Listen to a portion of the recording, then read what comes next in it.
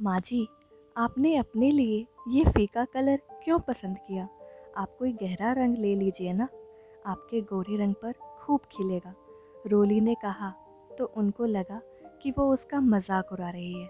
यही बात अगर निरंजना ने कही होती तब वो एक पल को मान भी लेती कि वो मन से कह रही है।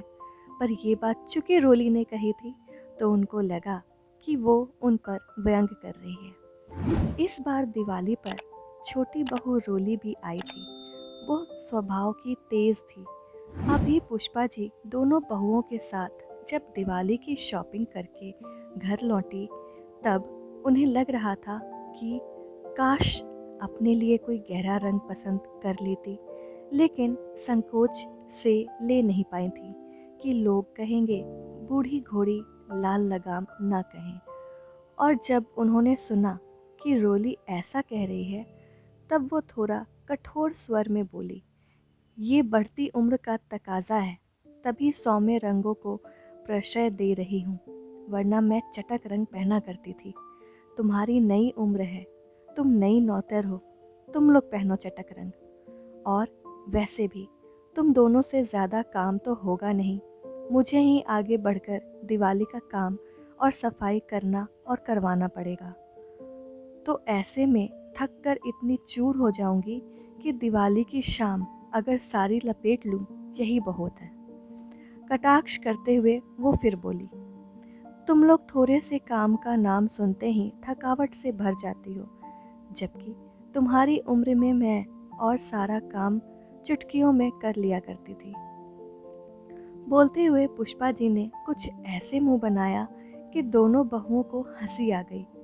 बड़ी बहू निरंजना तो शुरू से ही शांत स्वभाव की थी, इसीलिए मुंह दबाकर हंस कर रह गई। पर छोटी बहू रोली तो थी ही चंट।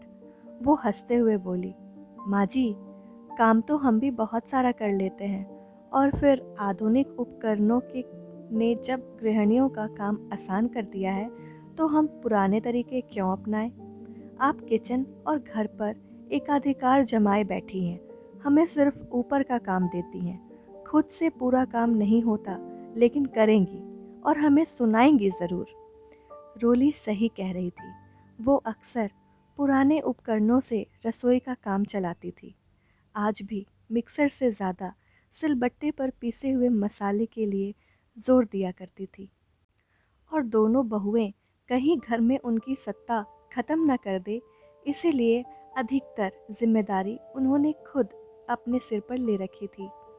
आज रोली का इशारा भी इसी ओर था, जिसे पुष्पा जी ने खुद पर कटाक्ष समझा और बोली, तुम दोनों हंसना बंद करो और इतना घमंड मत करो।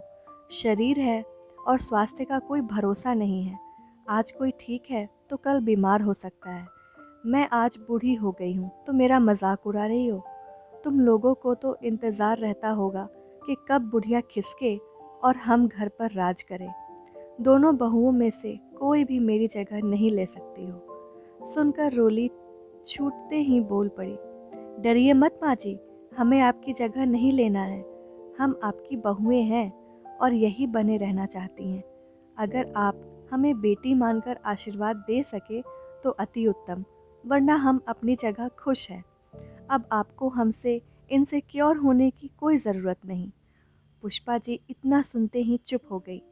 उन्हें कुछ कुछ समझ आ रहा था कि अब सास बहू पर शासन नहीं कर सकती, सो तुरंत पैंतरा बदल कर बोली, ऐसी कोई बात नहीं है छोटी बहू। मैं तो चाहती हूँ कि तुम दोनों बहुओं को अपनी बेटी की तरह प्यार करूँ, पर यहाँ तुम दोनों द्वारा मुझे गलत समझा जा रहा है। अब तक चुप निरंजना समझ गई कि मामला गंभीर होता जा रहा है और ऐसे तनावपूर्ण माहौल में दिवाली का आनंद किरकिरा हो जाएगा। इसीलिए रोली को निरंजना ने उसे आंख से इशारे से मना कर दिया और उसे कमरे में बुलाकर अपने पैकेट से कुछ निकालकर देते हुए उसके कान में फुसफुसाकर बोली, ये मैरून रंग माँ जी का फेवरेट है। मैंने इसे चुपके से खरीद लिया था। इसे माँ जी को दे दो, ये कहकर कि तुमने चुपके से उनके लिए लिया है। और निरंजना कमरे से बाहर आकर पुष्पा जी से बोली, माँ जी, रोली अभी उतनी समझदार नहीं, उसकी बातों को आप दिल से ना लगाएं। माँ जी, आपकी जगह कोई कैसे ले सकता है? आपने ही तो अब तक पूरा घर संभाला है। हम आपकी जगह कैसे ले सकते हैं? निरंजना की ये बात सुनकर पुष्पा जी का गुस्सा कपूर की भांति छू हो गया और कुछ वक्त की नज़ाकत देखकर भी उन्होंने अपने शब्दों में अतिरिक्त मिठास घोल कर कहा, तुम किसी बात को कितनी अच्छी तरीके से समझती हो बड़ी बहू। ज़रा छोटी बहू को भी समझा दो ना।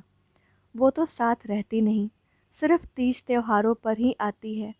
उस पर भी ऐसे जहर बुझे बात करती है तो सोचो मुझे कितनी तकलीफ़ होती होगी। आखिर बेटी तो विदा हो गई, अब मुझे तुम बहुओं का ही तो सहारा है।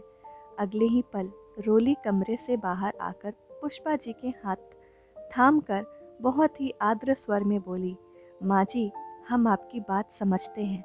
अगर मैंने कुछ ऐसा बोल दिया हो तो मुझे माफ़ कर दीजिए।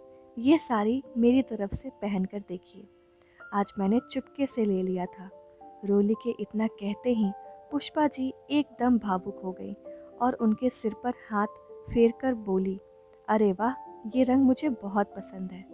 वैसे तो तुम सबसे छोटी बहू हो तो तुमसे नहीं लेना चाहिए, लेकिन तुम इतने प्यार से लाई हो तो मैं इस साड़ी को दिवाली पर ज़रूर पहनूंगी। मेरी बिटिया, ज़रूर पहनूंगी, ज़रूर पहनूंगी। ये बड़ा ही भावुक और प्यारा दृश्य था। पुष्पा जी ने रोली को गले से लगाया हुआ था और उसके सिर पर प्यार से हाथ फेर रही थी। पीछे से निरंजना भी गले लग गई। आज तीनों के अंदर प्रेम का सोता फूट रहा था और कुछ सीरज रहा था जिसे वो तीनों ही महसूस कर रही थी। अहंकार और गलतफहमियों के बादल छट रहे थे। उनके आंसुओं से धुलकर रिश्ते और भी साफ नजर आने लगे थे। रोली भी पुष्पा जी को समझने की कोशिश कर रही थी। निरंजना की समझदारी ने तीनों को एक सूत्र में बांध दिया था।